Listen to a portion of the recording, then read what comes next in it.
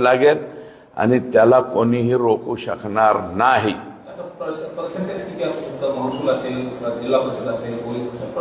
मला माहिती येऊ द्या ना, माहिती आल्याशिवाय त्याच्यावरती चुकीचं बोलणं बरोबर नाही।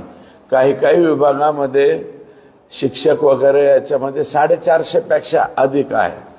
जेवढे लोक असायला पाहिजे त्या प्रवर्गाचे 80 असायला पाहिजे, तर तिथे 750 आहेत। हे जे प्रमाण आहे हे कुठल्याच नियमात बसत नाही, तर हे प्रमाण कमी करणं आवश्यक आहे। जे बाहेरून आले असतील, कसे आले असतील काय माहिती नाही। एसटी महामंडळामध्ये सुद्धा बरंचसं प्रमाण हे असंच आहे आणि याच्यामुळे हा क्राय वाढतोय आणि जो भेदाभेद होतोय, भेदाभेद, मी बाकीचा खालचा शब्द वापरत नाही, जो भेदाभेद होतोय त्याचं प्रमुख कारण सुद्धा हे आहे। म्हणून हे कुठेतरी नीट वाकडं करण्याची संधी आता आपल्याला आलेली ते आपण करूया।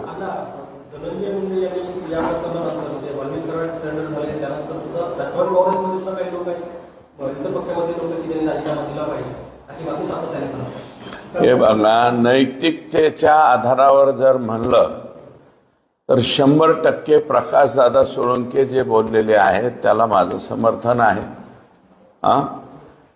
परंतु आजच त्यांचा त्या प्रकरणाशी संबंध आहे असं मी म्हणणार नाही। पण माझं मत आहे, त्यांनी काही दिवस जोपर्यंत संतोष देशमुख यांच्या खून प्रकरणाची चौकशी होत नाही, पूर्ण होत नाही, चार्जशीट दाखल होत नाही, तोपर्यंत त्यांनी पदावर राहावं असं मला वाटत नाही। एक तर त्यांनी बिन खात्याचे मंत्री म्हणून राहावं किंवा अजितदादा पवारांनी त्यांना थोडंसं बाजूला सरकावं अशी एकंदरीत सर्व जनतेची भावना आहे। जनतेच्या मनात संभ्रम निर्माण होत आहेत। काल कोणीतरी कॉट आणून टाकले तरी सुद्धा ते पोलिसांसाठी आणलेले कॉट लोकांना आरोपीसाठी वाटतात, हे इतकं भयानक। आणि त्यातल्या त्यात सोशल मीडियामुळे लोकांच्या पर्यंत मेसेज अतिशय चुकीचे जात आहेत। म्हणून आता आमचं म्हणणं आहे, परंतु त्यांनी करायचं का नाही ते त्यांचा निर्णय आहे आणि राष्ट्रवादी काँग्रेस पक्षाचा निर्णय, भाजपचा निर्णय नाही, आमच्या मुख्यमंत्र्याचा त्याच्याशी संबंध नाही। एक पत्र व्हायरल होते आणि त्यामध्ये त्यांनी काही पोलीस अधिकाऱ्यांसोबत आणि बालाजी तांबे नावाचा जो व्यक्ती आहे त्यांनी पोलीस कोठडी, जो अलंकाराची पोलीस कोठडी आहे त्या ठिकाणी जाऊन आरेला केली आणि ते दिसलं, ते संशयास्पद दिसलं असं धनंजय देशमुखांचं म्हणणं आहे। धनंजय देशमुखांनी जे पत्र दिलेलं आहे त्या पत्रावर माझं पत्र मी आज त्या ठिकाणी देणार आहे। आज मी परळीच्या राखेचे जे भयान वास्तव आहे त्या बाबतीत सुद्धा पत्र देणार आहे आणि माझी विनंती आहे की पर्यावरण डिपार्टमेंट सुद्धा आमच्या जिल्ह्याकडे आहे। पर्यावरण डिपार्टमेंटच्या काही अधिकाऱ्यांनी प्रदूषण, मला वाटतं महाराष्ट्रातलं हायेस्ट प्रदूषण हे बीड जिल्ह्यातल्या परळी तालुक्यामध्ये त्या ठिकाणी आहे। जर सेक्रेटरी माझी प्रेस ऐकत असतील, सेक्रेटरी कोण त्यांच्या सेक्रेटरी आहेत मला माहिती नाही, सेक्रेटरी आणि प्रदूषण महामंडळाचे अधिकारी जर माझी प्रेस ऐकत असतील तर त्यांनी लवकरात लवकर तिकडे जावे। अन्यथा जे काही व्हिडिओज आणि हे तुमच्याकडूनच आलेल्या ज्या क्लिप आहेत ते पाहून संबंधित अधिकारी हे प्रदूषण थांबवायला फेल झालेले आहेत म्हणून त्यांच्यावर कारवाई करा, अशा प्रकारची मागणी मी त्या ठिकाणी करेल। कारण एकटा सिरसाळा गावामध्ये 300 वीटभट्ट्या इल्लीगल गायरान जमिनीवर आहेत। आज गायरान जमिनीच्या संदर्भात सुद्धा मी पत्र हे जिल्हाधिकारी महोदयांना देणार आहे।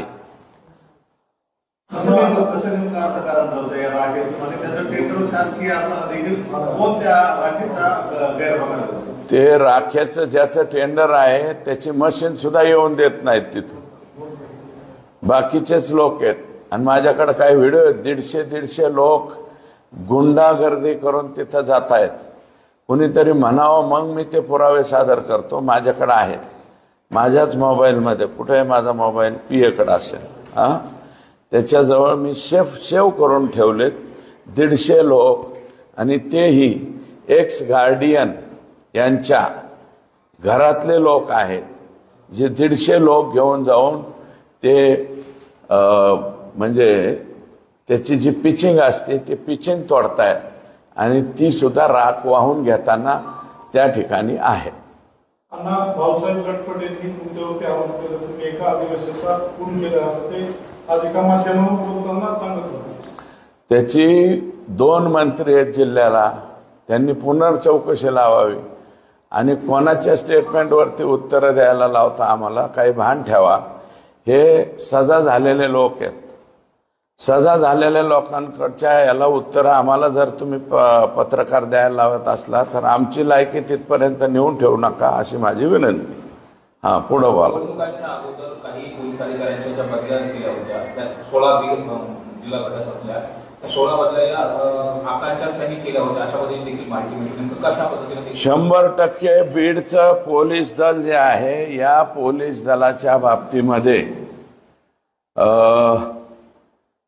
बरंच शिफारसी आणि ह्या, कारण माननीय तत्कालीन पालकमंत्र्यांनी, तत्कालीन कृषी मंत्र्यांनी पॉवर ऑफ अटर्नी ही आकांकडे दिल्यामुळं बरेचसे अधिकारी आकांच्या शिफारसीवर आलेले आहेत.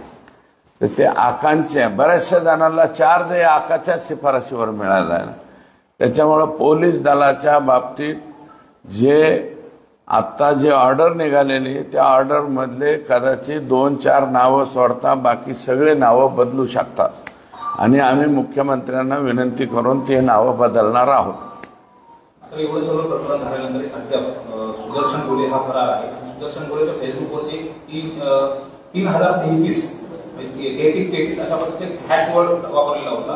नेमका तो हॅशवर्ड आणि सुदर्शन गोलेचं जे कनेक्शन, ज्या पद्धतीने कनेक्शन दाखवलं जात आहे, तर त्या संदर्भात काय म्हणणं असेल, आणि अद्याप तो आरोपी का अटक होत नाही, हा देखील प्रश्न आहे लोकांना. सुदर्शन घुले यांचे कोणाबरोबर फोटो आहेत, काय आहेत ते तुम्ही पाहिलेले. अतिशय जवळचा कार्यकर्ता, आणि मला तर वाटतं विष्णू चाटेला क्रॉस करण्यासाठी आपण काहीतरी भयंकर प्रकरण करावं आणि वाल्मिकांनाच्या मनात घर करावं, असा सुद्धा या मारहाणीचा आणि ह्या खून करण्याचा एक तो प्रकार असा सुद्धा आहे, असं मला वाटतं. वाल्मिकांना को दिखाना है हम कितने डेंजर है, इसलिए हम अलग गँग बनाते. म्हणजे एक गँग मध्ये 2 गँग बनवण्यामध्ये हा प्रकार झालाय असं मला वाटतं.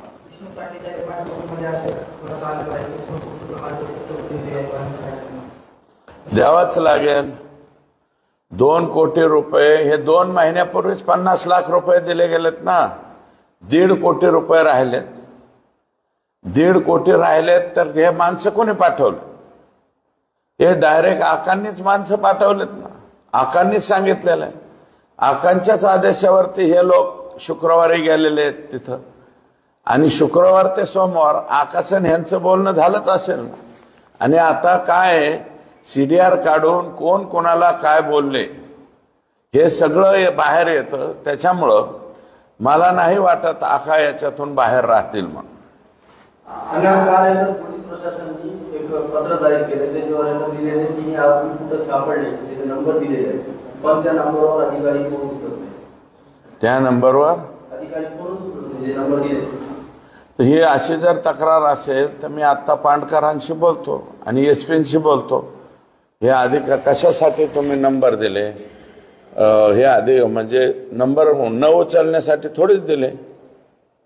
आणि ते जे आरोपी आहेत, माझं मत आहे बकरी की माँ कब तक दुआ मांगेंगी, आणि सगळा फोकस हा आका पकडण्याकडे गेलेला असल्यामुळं मला वाटतं ते राहिले असावे.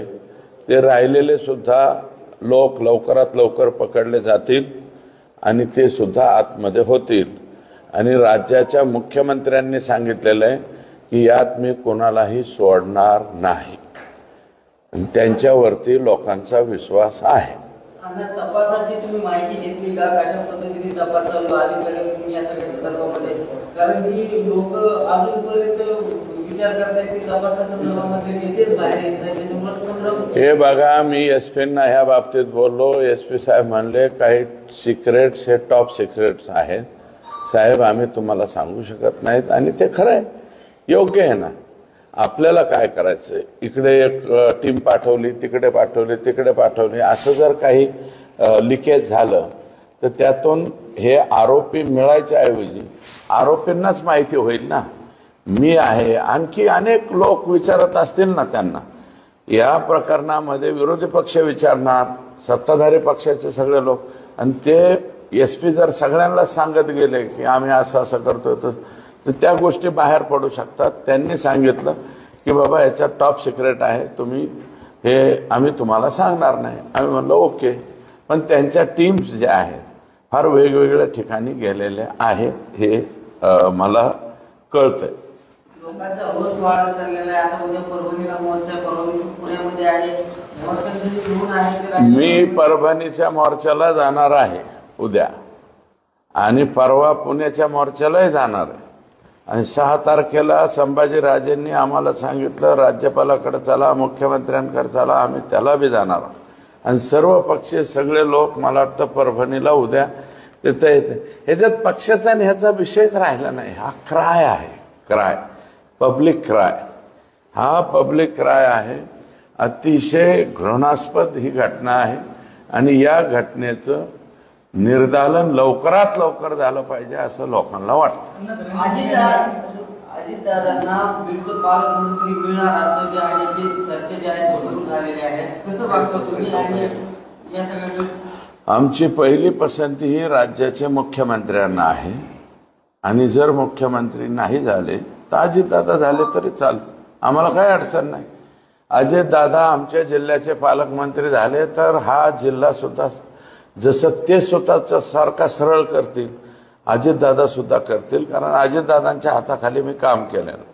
एड्या वाकड्या गोष्टी त्यांना जमत नाही. ते स्पष्टपणे सांगतात, हे भांगारे हे करू नका.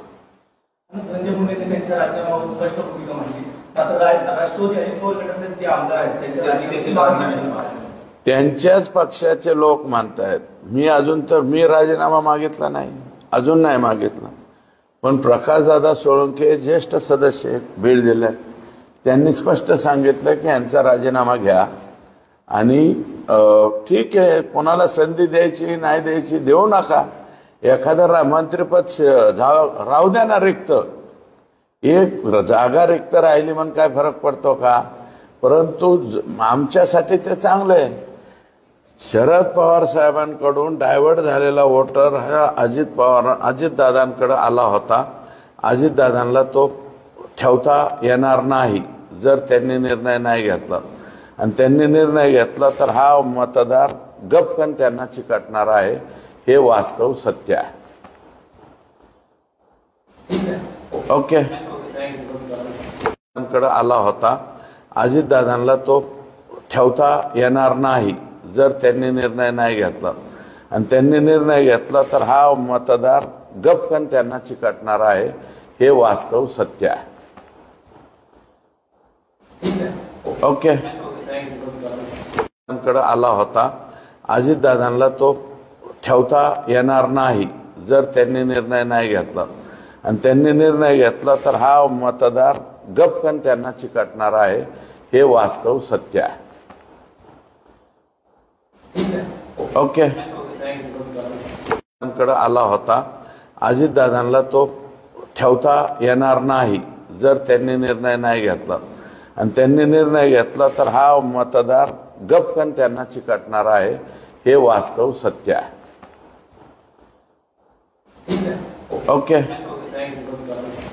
कडे आला होता. अजितदादांना तो ठेवता येणार नाही जर त्यांनी निर्णय नाही घेतला. आणि त्यांनी निर्णय घेतला तर हा मतदार गपकन त्यांना चिकटणार आहे. हे वास्तव सत्य आहे. ओके. लागेल आणि त्याला कोणीही रोखू शकणार नाही. पर्सेंटेज किती असू शकतं? महसूल असेल, जिल्हा परिषद असेल, पोलीस पर्सेंटेज किती? मला माहिती येऊ द्या ना. माहिती आल्याशिवाय त्याच्यावरती चुकीचं बोलणं बरोबर नाही. काही विभागामध्ये शिक्षक वगैरे याच्यामध्ये 450 पेक्षा अधिक आहे. जेवढे लोक असायला पाहिजे त्या प्रवर्गाचे 80 असायला पाहिजे, तर तिथे 750 आहेत.